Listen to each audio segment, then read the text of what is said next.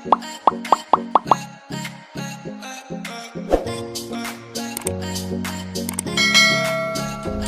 11/1/2021, Perdana Menteri kita telah mengumumkan Perintah Kawalan Pergerakan 2.0, bermakna ini adalah PKP kali kedua sejak dibuat pada 18/3/2020. Jom kita imbau kenangan PKP tahun 2020. Pada bulan Disember 2019, satu kes dengan gejala pneumonia yang tidak dapat dikenal pasti puncanya telah dikesan buat pertama kali di China.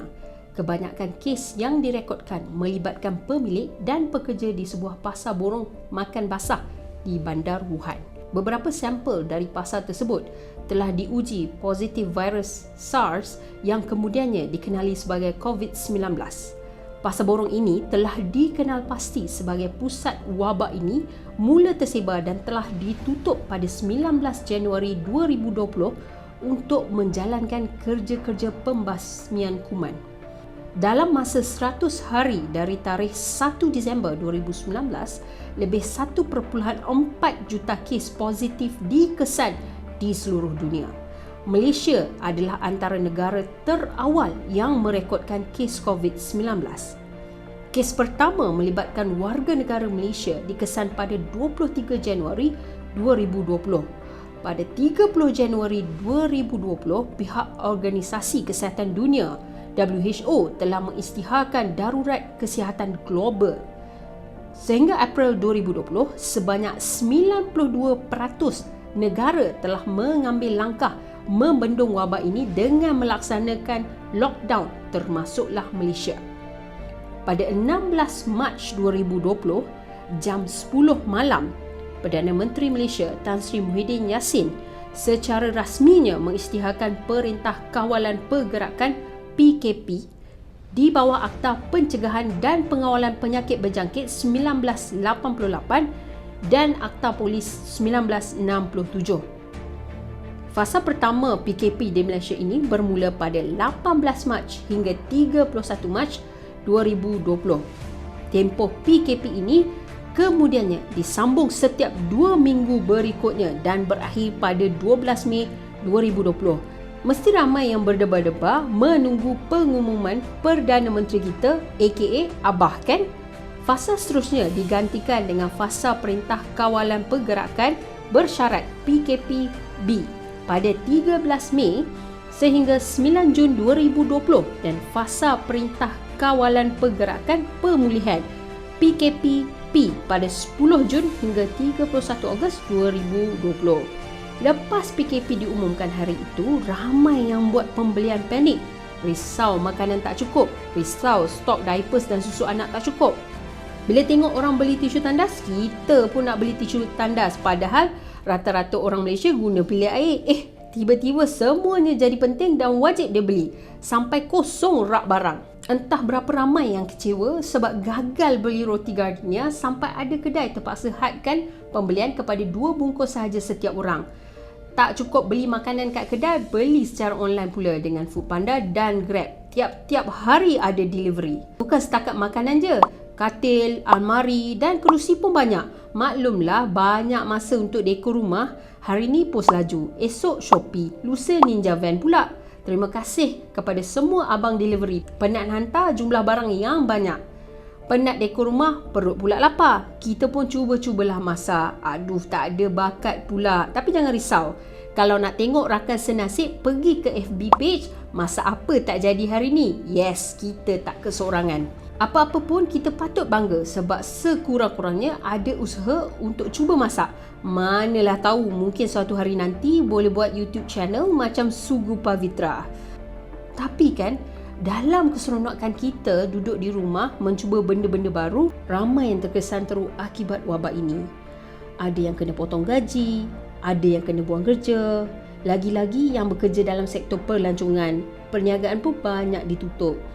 Kalau nak tahu, penutupan aktiviti ekonomi ini bukan beri kesan kepada kita saja, malah haiwan pun terjejas. Pada 29 Mac 2020, Berita Harian melaporkan sebanyak 2 juta haiwan jalanan terjejas makanan sepanjang PKP. Bukan itu saja, jumlah haiwan jalanan pun meningkat sebab banyak kes pembuangan haiwan peliharaan. Alasan pemiliknya sebab risau haiwan peliharaan dijangkiti COVID-19 dan menjangkiti mereka pula. Ada juga kerana pemiliknya hilang sumber pendapatan dan dah tak mampu nak jaga. Keluarga sendiri lebih memerlukan. Masa orang ramai sibuk nak cuba resepi dalgona pelbagai perisa, mungkin ada mereka-mereka yang tidak berkemampuan terpaksa mencatu makan. Mungkin ada juga ibu bapa yang sanggup tak makan asalkan anak-anak makan. Semuanya perlu berjimat cermat. Bagi yang bujang pula, kalau dulu rindu nak makan mak masak, boleh juga balik ke kampung. Tapi masa PKP ini, walaupun harga minyak jatuh sampai RM1.25 seliter pun, terpaksalah bersabar dan duduk di rumah masing-masing saja kerana larangan merentas negeri. Lagi sedih bila tak dapat balik masa hari raya. Yang dekat pun boleh sambut sehari saja dan tak boleh lebih daripada 20 orang, bergantung kepada keluasan rumah. Nasib baiklah iklan Petronas Raya tahun ni mengembirakan. Thumbs up Petronas yang menceriakan rakyat Malaysia. Sambil tengok iklan raya, tengok juga isu-isu lain. Masa PKP hari tu, ramai betul yang berkhidmat sebagai tentera bawang di Facebook, Instagram dan Twitter kan. Macam-macam isu dibincangkan. Orang awam gaduh dengan artis sebab isu B40 menjadi sensitif. Mungkin sebab ramai yang stres dan depresi. Kalau dulu dapat keluar berjumpa rakan-rakan dan buat aktiviti kegemaran, tetapi masa PKP hanya media sosial jadi tempat luahan perasaan. Pada 19 Mei 2020, Astro Awani melaporkan sebanyak 46.8% panggilan diterima oleh Kementerian Kesihatan setakat 18 Mei membabitkan masalah emosi sejak pelaksanaan PKP. Masalah keganasan rumah tangga juga meningkat, terutamanya di Selangor dan Johor. Sebanyak 1,929 aduan diterima sejak PKP. Tapi yang paling terkesan mental dan emosi sudah semestinya mereka-mereka yang berada di barisan hadapan, penat fizikal dan mental. Mereka lah kena siap sedia 24 jam sehari walaupun berdepan dengan kekurangan mask, cecair pembasmi kuman, sarung tangan dan pakaian perlindungan PPE. Sampaikan ada petugas yang terpaksa pakai plastik sampah sebagai ganti. Walaupun berdepan dengan macam-macam cabaran, kita sebagai rakyat Malaysia patut berbangga sebab ramai yang prihatin. Ada yang tolong jahit PPE, ada yang beri sumbangan makanan, ada yang menyumbang alat perubatan. Dan tak lupa juga kepada mereka yang menyumbang tenaga, yang dah bersara pun sanggup untuk bekerja semula untuk bantu frontliner kita. Sebenarnya banyak perkara yang kita boleh belajar bila COVID-19 melanda pada tahun 2020. Ramai yang sedih tak dapat merasa suasana berbuka bersama keluarga dan solat tarawih pada tahun ini.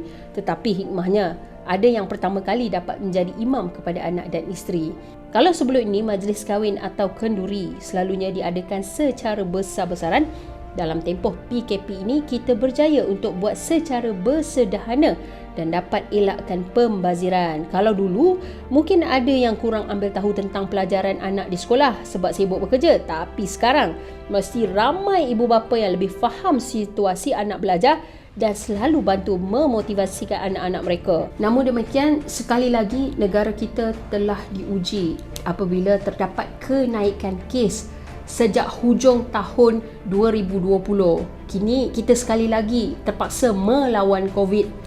Kami doakan agar Malaysia dapat membantras COVID. Semoga kita dan keluarga serta rakan-rakan yang lain sentiasa berada dalam keadaan selamat. Itu sahaja daripada kami. Jangan lupa subscribe dan like kepada video ini.